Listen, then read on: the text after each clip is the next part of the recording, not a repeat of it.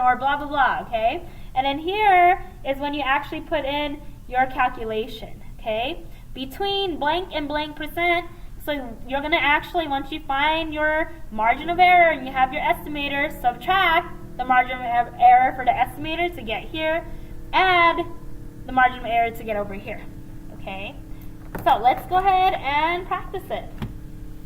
So this one, first example, President Obama. So I have a 45% approval rating. I have a margin of error of 3% and 95% confidence. So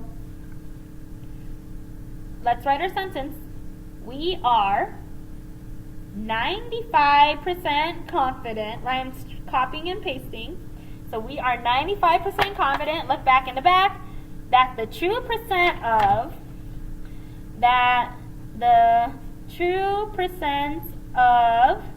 now if I look back here, context, the proportion of the approval rating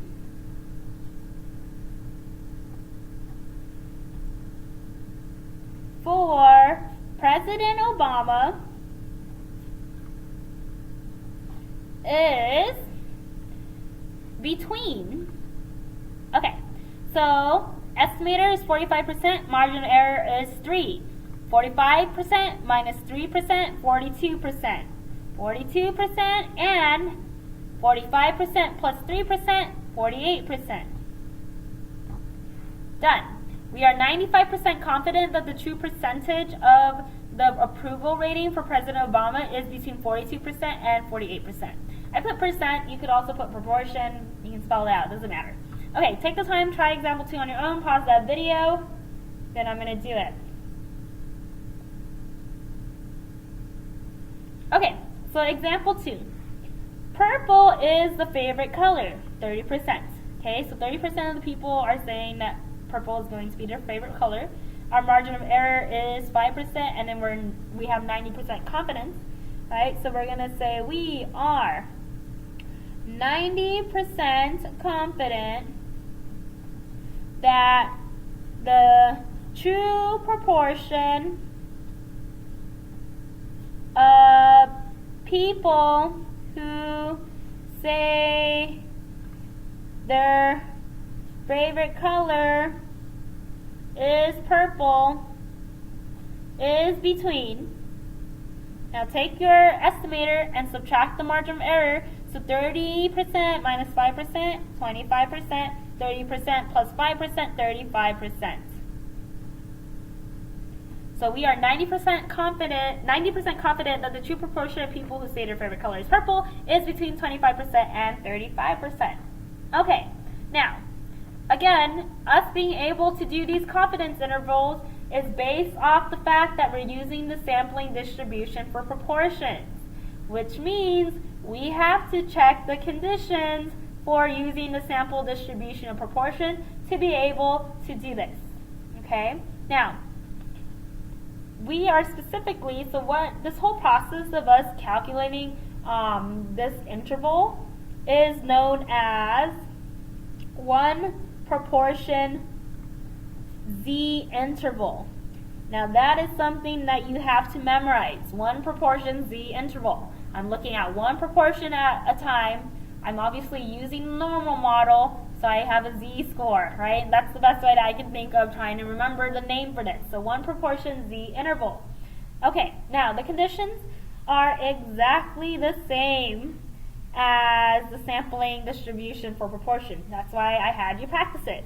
One, we want to make sure that we have randomization. So either they took a random sample or we assume that the sample is going to be representative of the entire population. Okay, so just like what we did in the previous chapter. The second condition is we want to do the success and failure condition. Right? Now, exactly the same, the only difference is we have to use the estimator because we actually do not know what what is this? We don't know what the true proportion is, right? So I have to use the estimator. I gotta just make sure I have at least 10 successes and 10 failures.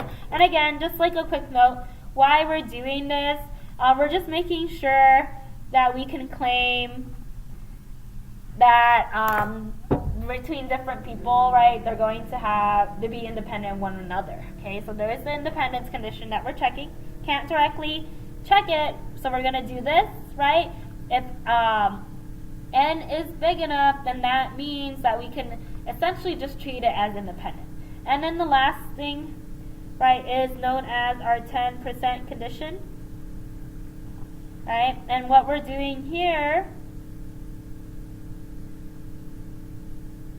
oh, I switched these. This isn't about independence. Let me change that. Sorry. The success and failure condition just makes sure that n is large enough. And then the 10% condition makes sure that we can claim independence.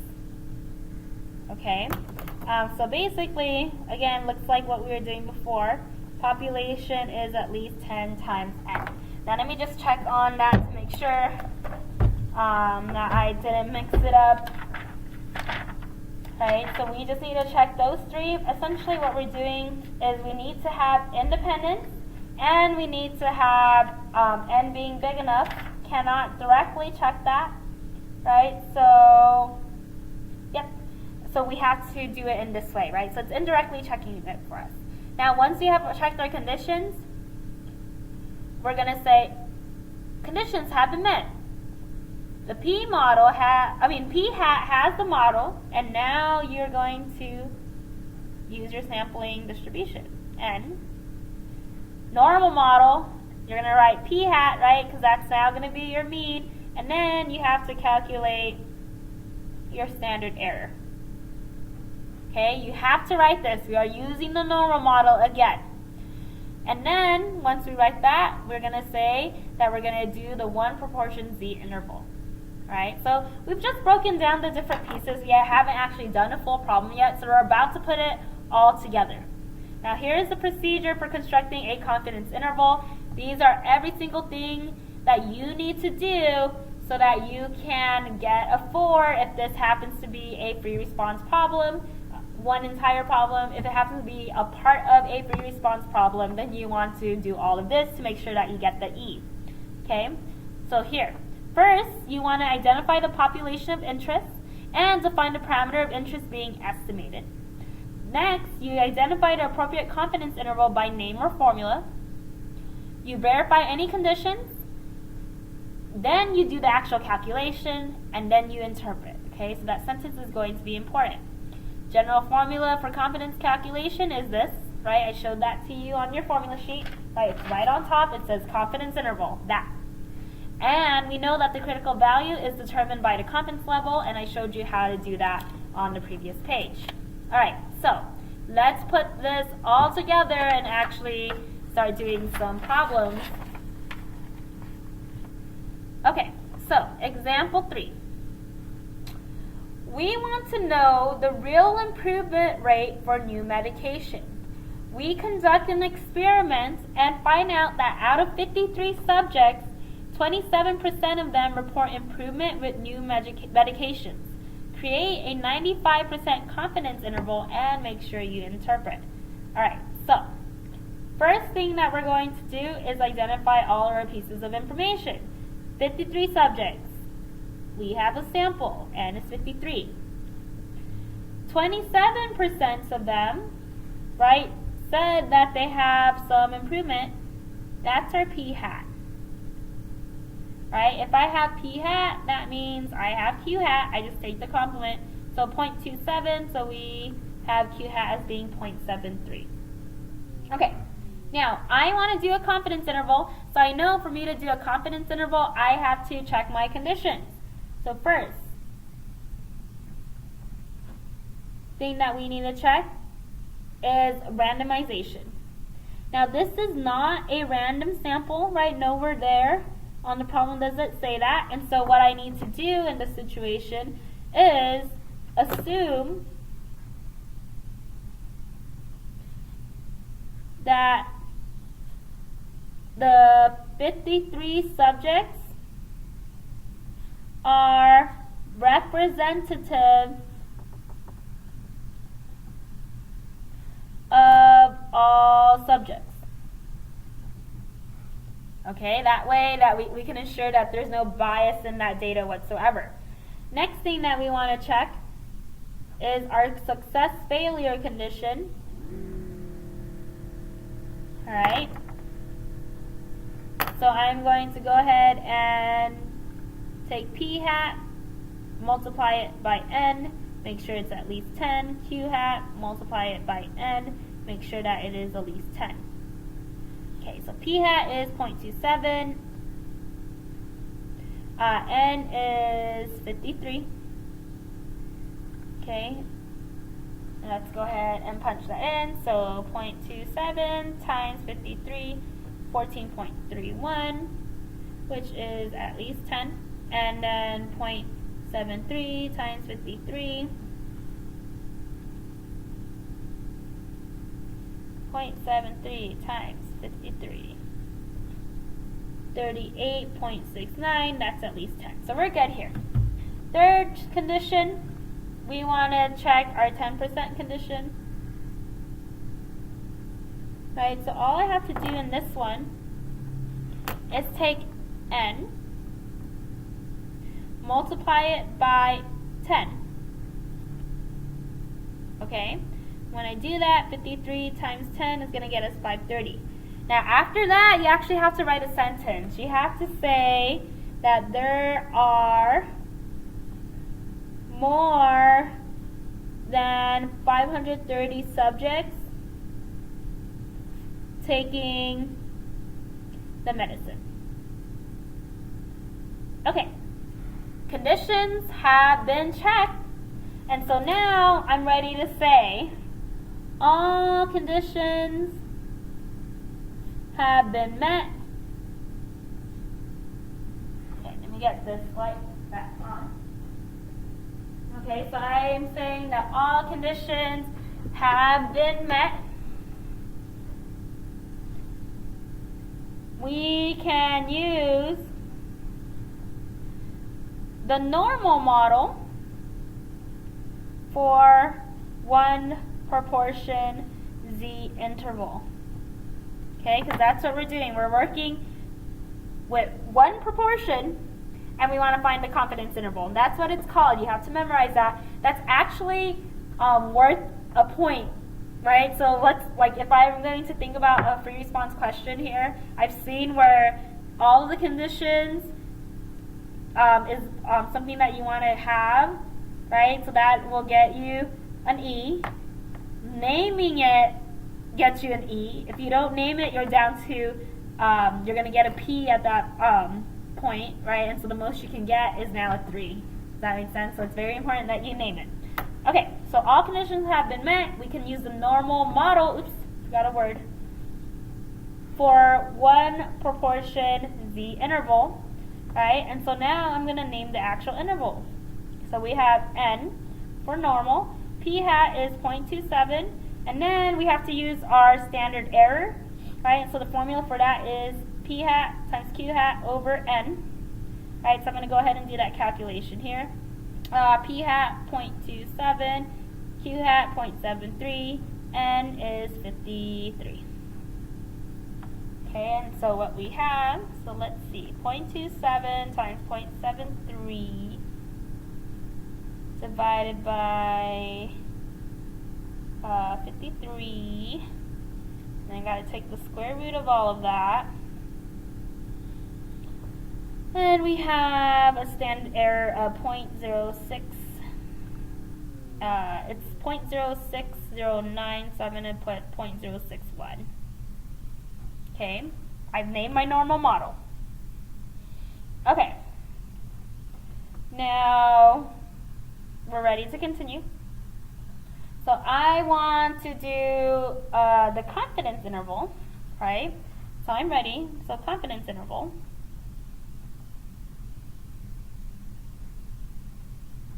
We're going to, so I'm going to just put the general formula in red so you know where I'm getting everything from. We have p hat plus and minus the critical value times your standard error, p hat q hat over n. Okay, so p hat is 0.27, plus and minus our critical value. So let's look at how confident we want to be. So reading the problem, we want to be 95% confident, right? 95% confident. That has a z-score of 1.96, so that's our critical value. Okay, and then our standard error, we had calculated it, 0.061. Okay, so the next thing we need to do is actually find the lower bound and the upper bound. Okay, so on the calculator, I'm going to take 0.27 and then subtract the product. Right, so 0.27, so it's two separate problems, minus 1.96 times 0.061. So the lower bound is 0.15044, okay, and then now I'm going to take the estimator and add the product, right? I'm going to add the margin of error, so 0.27 plus 1.96 times the 0.061. Parentheses matter, okay? So make sure, just try practicing it on the calculator. Make sure you get the same numbers that I do. And we have 0.38956. Okay, now I've calculated the confidence interval. I now have to interpret it, okay? So we are 95% confident that the true proportion of, for context, people showing improvement from the new medication is between 15.044% and 38.956%, and it is okay to round that if you want. Okay, that is a full problem. Okay, so I'm going to show you how I followed all the steps. Going back here, we identified the population of interest and we defined the parameter of interest being estimated. Okay, so we are interested in people who have taken a new medication, right? And we identified all of the important information. Step 2, we want to identify the appropriate confidence interval by name or formula, right? So, 3, verify any conditions and assumptions that need to be met for the confidence interval. So that's 2 and 3 are together. Check their conditions, then said that all the conditions have been met so that we can actually use that. And then from there we calculated, and then from there we actually wrote out our sentence interpretation of what we just found, right? Okay, let's do another example, right? So this is what we're going to have to practice and make sure we know how to do on our own. So, here, example 4. We take a simple random sample of 95 Bucks County residents and find that only 20 of them approve of the new property tax to pay for repairs to local roads. Estimate with 99% confidence the true percent of people who approve the tax. Okay, so let's go ahead and identify the important pieces. So we have a random sample of 95 people, okay? It says that only 20 approve. Now 20 is not a percent, right? But 20 out of the 95 will get me the proportion. And so in this situation, P hat is 20 over 95. Okay, so 20 divided by 95, that's going to be 0.211 rounded. Okay, and at that point, Q hat is just going to be the complement, so 0.211, subtract that from 1, and we get that this is going to be 0.789.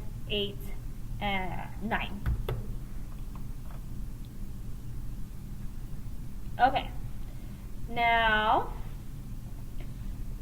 we have to check our conditions. So just some things that I want to note. So I know I'm going to be doing a confidence interval, right? And I want to be 99% confident.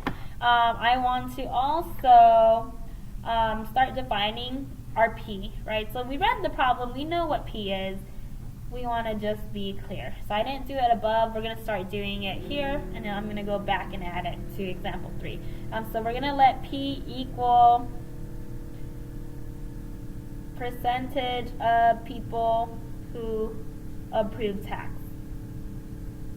And that way it is clear to us, right? So we're actually looking at the population of interest. So same thing up here. So I'm going to just add it to example 3, right? Because we want to just make sure that we know where these are, what P stands for and stuff, right? We want to let them know we know. So we're going to let P equal percentage of people who report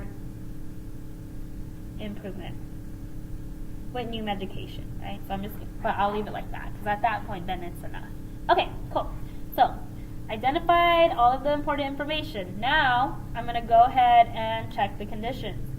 So the conditions, same as above. One, I want to make sure that it's random. Yep. We have a simple random sample. And so we're good there. Next, we need to check our success and failure condition. Now this is really nice. 20 approve, right? So that's 20 successes, while 95 minus 20 is 75. 75 do not. That meets the success and failure condition. Last one, we want to make sure that N is going to be independent. And how to do that, 10% condition, right? So I'm going to take N, which is 95, and multiply that by 10, and that gets us 950.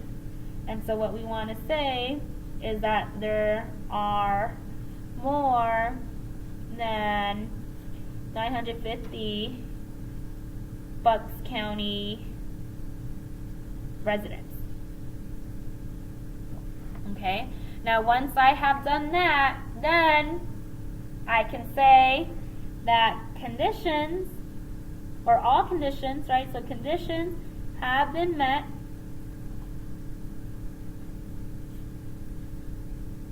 to use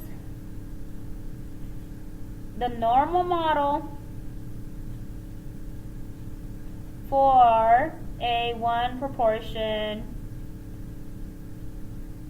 Z interval, which is just a confidence interval for a proportion. Cool. Now, I have that, and let me actually tell them what model I am using, right? So I have a normal model where the mean is going to be, not the mean, oh yeah, the mean of the normal model is going to be the sample proportion, which is 0.211, okay? And then the standard deviation we have to calculate, right? So that's the square root of P hat times Q hat over N. So P hat is 0.211, Q hat is 0.789 over N was 95.